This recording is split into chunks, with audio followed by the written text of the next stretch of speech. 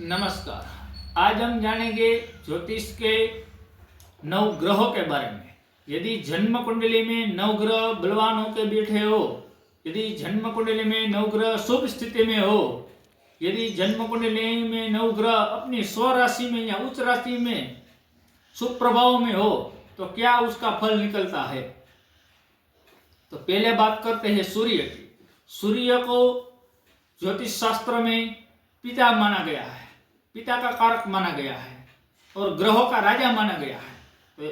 तो पहले बात करते हैं उसकी, सूर्य की। यदि किसी भी जातक की जन्म कुंडली में सूर्य बली अवस्था में हो या बलवान अवस्था में हो, शुभ स्थिति में हो, तो उस जातक का कॉन्फिडेंस लेवल एक अलग तरीके का होगा। जातक का आत्मविश्वास एक अलग तरीके का होगा। जातक हमेशा स्वास्थ्य, उसका आरोग्य हमेशा बेस्ट होगा।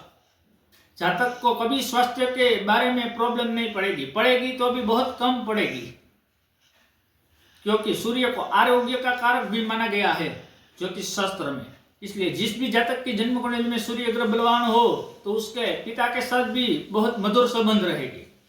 बात करते हैं दूसरे चंद्रमा ग्रह की। जिस भी जातक की जन्म कुंडली में चंद्रमा ग्रह बलवान हो, उस जातक का मनोबल स्थिति, मन की स्थिति बहुत प्रबल होगी, उसकी मानसिकता बहुत प्रबल होगी, उसकी विचारधारणा बहुत प्रबल होगी। जिस भी जातक की जन्म कुंडली में चंद्र ग्रह बलवान होता है, वो व्यक्ति शांत होता है, उसको शांति अच्छी लगती है, उसको एकांत अच्छा लगता है और उसकी सोचने और समझने की शक्ति तो बहुत अधिक प्रबल होगी। लेकिन उस जातक का अपनी माता के साथ भी बहुत मधुर संबंध होगा। अब बात करते हैं तीसरे ऐसे मंगल की। जैसे सूर्य को पिता माना गया है ज्योतिष शास्त्रों में, चंद्र को माता माना गया है, ऐसे ही मंगल को युवराज माना गया है ज्योतिष शास्त्र में। यदि किसी की जन्म कुंडली में मंगल ग्रह बली अवस्था में हो, बलवान अवस्था में हो, तो जातक में एक अलग ही तरह का साहस पाया जाएगा। जातक का पराक्रम शक्ति बहुत प्रबल होगा। जातक में पराक्रम शक्ति एवं साहस शक्ति बहुत प्रबल होगी। जातक किसी भी काम को पूरे साहस से करेगा, बिना डरे।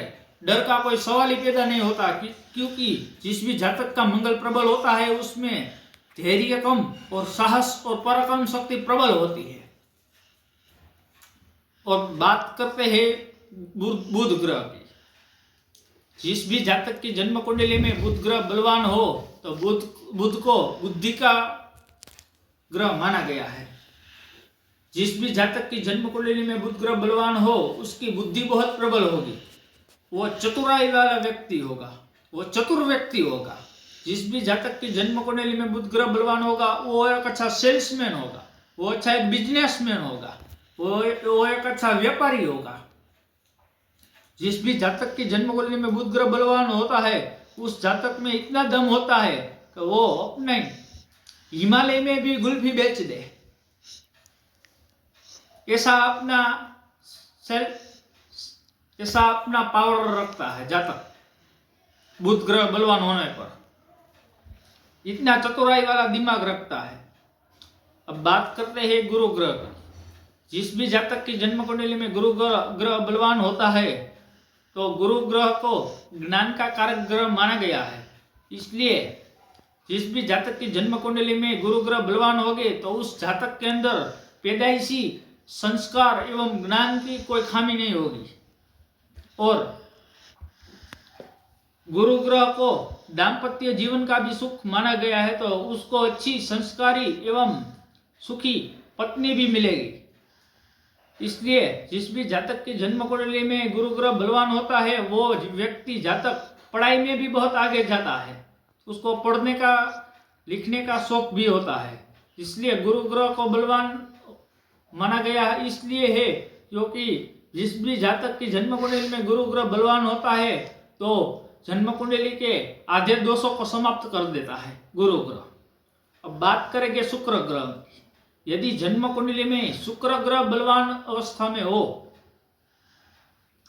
तो जातक सौंदर्यवान होगा, सुंदर होगा देखने में। जातक का व्यक्तित्व आकर्षित होगा, जातक के तरफ हर एक व्यक्ति आने वाला मोहित होगा, उससे आकर्षित होगा। लेकिन जिस भी जातक की जन्म कुंडली में शुक्र ग्रह बलवान हो उसमें ये अवश्य पाया जाएगा।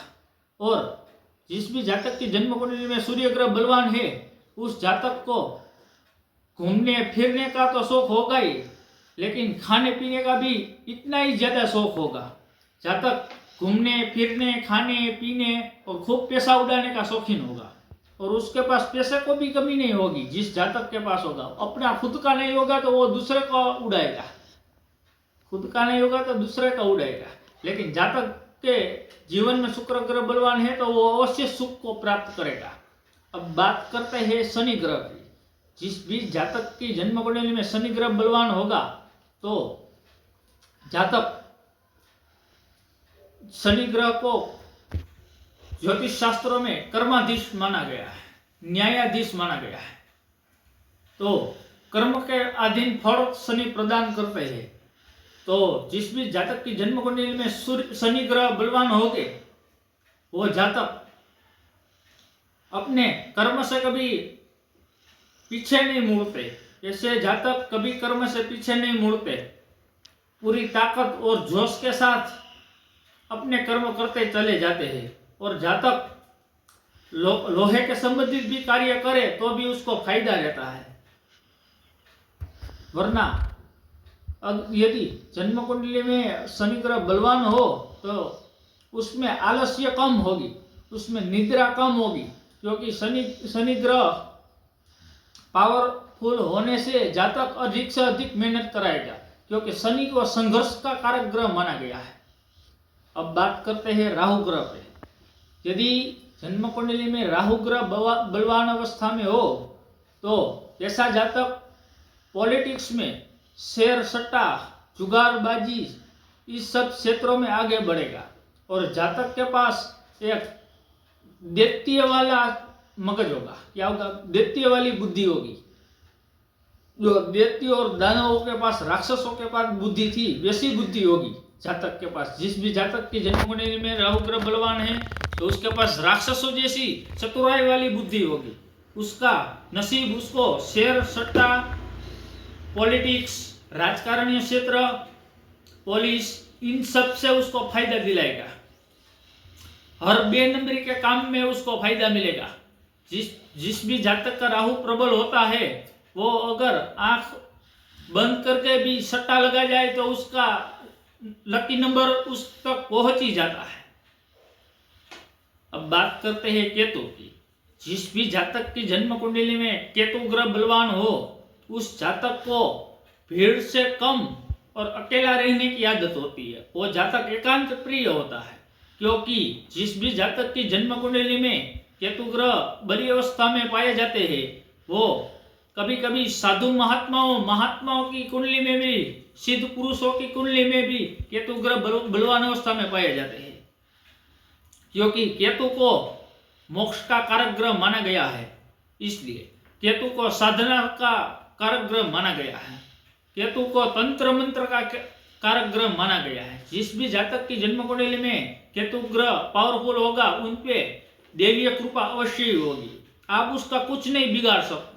वो आप उसका कुछ बिगाड़ेंगे तो वो आपको कभी ना कुछ कहेंगे, लेकिन प्रकृति आपको जवाब देगी।